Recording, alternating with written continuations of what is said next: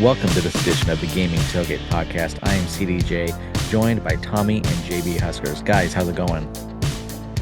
Doing good, doing good. Looking forward to a little bit of college football this coming weekend. Yes, it's back. We're going to Ireland this weekend, and I'm still. We are? Yeah, we are. We don't have the budget. I don't know where you think you're going. TGT's way this year. And I'm still smarting from the better school smoking my butt in the online Dynasty last night. You're not the only one with the computers handling them. It's pretty tough if you got a good slider set. So a new game update 1.008 came out. This update addresses some of the issues that the last patch either did not address or may have caused. Fixed an issue where the scoreboards would disappear during a game. Guys, did you see that one? I'll be honest, I don't know that I saw that, but maybe I was so zoned into other things I did not notice. Honestly, yeah, playing an online Dynasty game last night before the patch, the scoreboard went away, and I ended up getting delay of game because I couldn't tell what the play clock was at. So yeah, definitely, it didn't hit it very often, but when it hit, it was very annoying. Now it would come for me, it would come back. It was just when I was going to the coach cam, not the play art, but the coach cam, it would go away. So. Haven't really tested it today, so I'm hoping that it's fixed. But yeah, we'll have to kind of watch that one. I guess either I didn't notice it, or maybe as soon as I used the coach vision, I just snapped the ball and never ran into an issue. It also fixed an issue for offline Dynasty files where the freshman players were not shown in the player list for position changes. I've not dug in. My Dynasty hasn't gotten that far yet, so I did not run into that. Did you guys see that? I know online, a lot of people who go through Dynasties pretty quickly had run into that one. Yeah, I've kind of set aside my own dynasties while we're playing the online dynasty that we have, and I haven't seen that issue. And obviously, they fixed it in online dynasty. I'm usually I use online for live and then offline for just testing small scenarios or something like that. So, no, I haven't seen that one, but definitely that would have been an annoying one. Yeah, I waited. I still haven't started my offline. I'll probably do it with Nebraska. Probably now that most of the Dynasty stuff has been fixed at this point. So I never even had tried offline Dynasty outside of just messing with recruiting in the first week that the game came out. Fixed an issue where the game would freeze when performing an onside kick in both online and offline Dynasty. I don't onside a whole lot. I have a few times just to test it out. Did not run into that. How prevalent was this one? Did you guys hear a lot, or is this kind of snuck under the radar?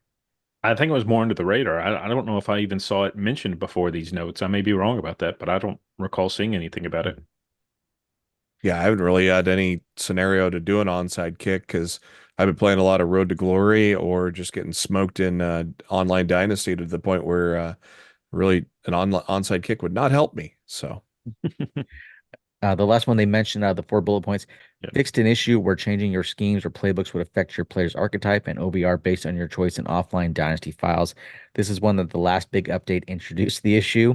The online guys got that fixed via a server side update. The offline guys had to wait for this update. Kind of a nasty bug what it did to the players and archetype. Really could mess up a roster pretty good.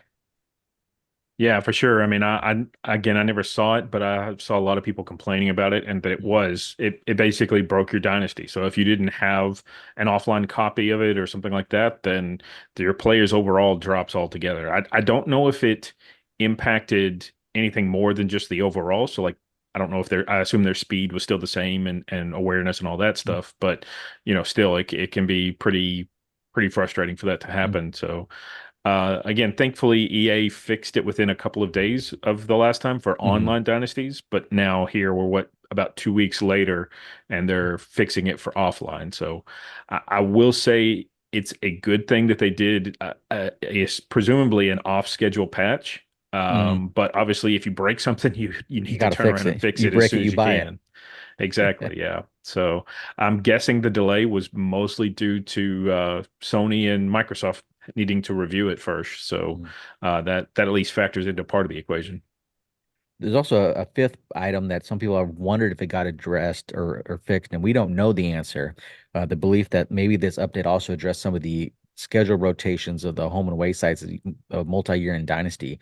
I've yet to see confirmation. I've seen a lot of speculation that it did, but I can't say that I've come across anybody who did any testing to say, yes, it's fixed or no, it's not fixed. So the next question is, when is the next update? We've had some people ask us in our DMs, When's the next update? And also, when's that roster update? EA has mentioned a couple of times now that fans may want to wait till closer to the start of the season to start a dynasty so they get the updated rosters or new rosters.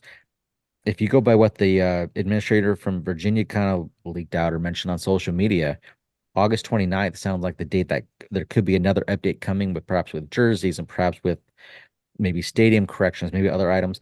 That also seems like a good day for a roster update. That would put it at next Thursday. So right Ro going into week 1. Roster updates don't need a patch though, do they?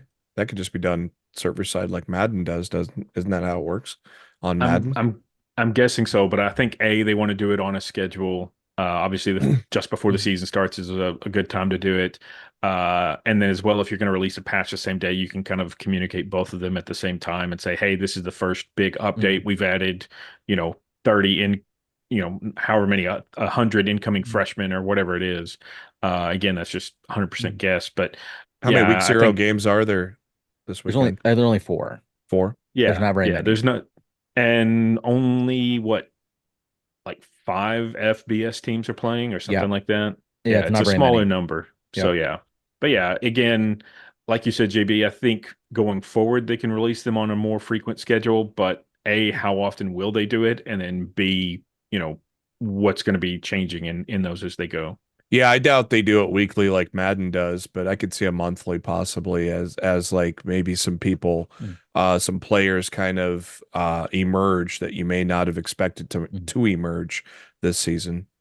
I wonder how it's going to handle injuries when you have like that Texas where the 2 of the top running backs are now out for the season. Will it keep those players on the roster and just kind of bury them on the depth chart so the year 2 of Dynasty they are still there, or will they remove them to make room for other players for Texas, for example, on their roster? I'm really interested to see how they handle it now that they have real players, especially what do you do for year 1 versus year 2 and beyond? Yeah, I mean, I'm curious as well. I will say that, kind of going through some of the Mm, default rosters, mm, the depth chart, you'll see a highly rated player kind of buried on the depth chart, like you said. So, it mm. could just be that they are injured and not expected to play. So, yeah, like you said, they keep them in the team, but put them low on the depth chart or Yeah, something like that. yeah, it'd be the best thing to do is just keep him in there because you may want to there may be fans of that team that want to just go play now with those guys. They're not caring about recruiting and things like that. They're just doing play now or playing online. Even play online, I guess, wouldn't be such a bad thing if you're using those injured players either. So that gives the fans of that team the ability to at least still use them if they want to. One thing I think to people should keep an eye on, and something I've been kind of looking at behind the scenes, something we're working on for a future show is the player abilities. When you go into the base roster and look, I would guess, and I have not counted, so this is just my own eyeball test here. To me, it feels like less than 50% of players have abilities, whether that be physical or mental, on the base roster.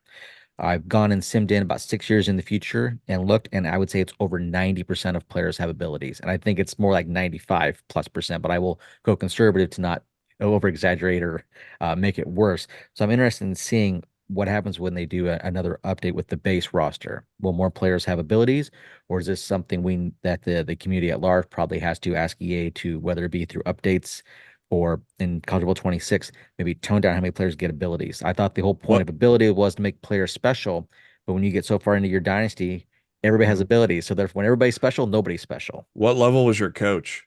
This was every player in the game. It didn't matter who. It didn't matter who my coach Oh, was. okay. I was. It was not So, just my. It was every player in the game. I went through every roster in the game and looked.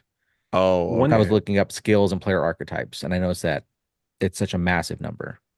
one thing along those lines that I just kind of recently had a better understanding of is that the player progression is more kind of up to the player themselves, just like in Road to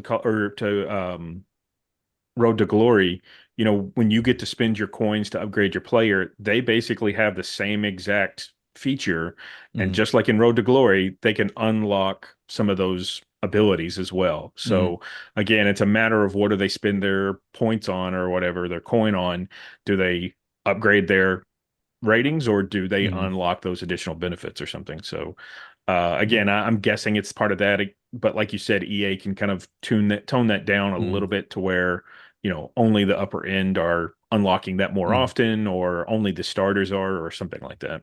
I'd wondered that as well because I did look and there was a lot of younger underclassmen that had abilities. So I thought maybe at the same time, like you said, maybe it's just these players unlocking it for themselves. Maybe it's not that big a deal. But then I started noticing freshmen and sophomores had abilities already. And it's like, okay, there's a lot of base freshmen that don't have abilities that I would have guessed would have. So Yeah. I think it's just something like you said, whether it be the logic or how they get assigned. I'm not sure which one that is, but I do think that's the root of that issue. Before we wrap up the show, we want, the next show we're going to do is a tips and tricks video. We're going to do a walkthrough of Coach Vision and a little bit into pass protection. We asked on our social media how often people use Coach Vision, and we were kind of surprised about the numbers, how many people rarely or never use it. So we thought it'd be a good topic to talk about Coach Vision and also pass protection since they tie in so well together. And we'll talk about that on an upcoming video. For Jeremy and Tommy, this is CDJ. Everyone, thank you for listening and watching to this edition of the Gaming Tailgate Podcast. See you in Ireland.